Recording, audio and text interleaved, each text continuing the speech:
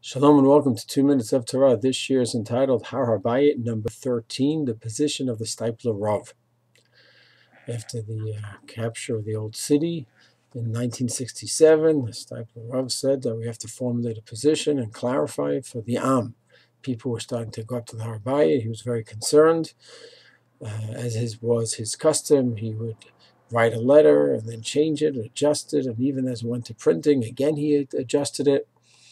And his position was an interesting one, and no surprise to know that he did Asr going up. But if you read his letter, which is printed in Orchot Rabainu in the second volume, he writes that he cannot go up. It's Asr, it's Karet. And he says going to the mikveh is not simple that that's where one will become Tahor. It could be that he has to go to the mikveh and then wait to the nighttime, which not everyone is familiar with. And there are those who would say that he would be an average man today has to be consider himself a zav, which would mean he'd have to wait 7 days, just like a nidah, and only then could he go up. And he says even if a person learns the halachot and he prepares himself and he is tahor when he goes up, still it's opening Pandora's box because many others are going to go up. They're going to walk anywhere they want. They'll go and walk by the area of the Dome of the Rock, and they'll work this place and that place. They won't know what they're doing.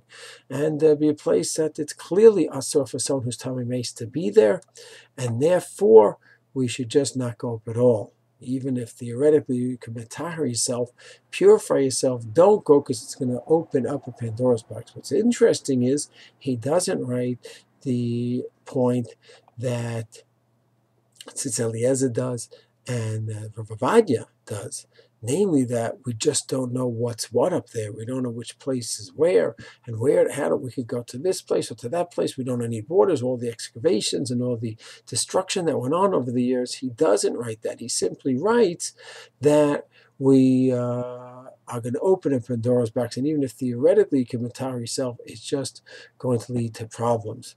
That's what he wrote. An interesting historical note, he ended up not really publishing the letter because once the Rabbanut came out with the prohibition, he said, fine, it's already published. I don't need to put out my letter as well. So that was the position of the Stiepler Rav. Shalom.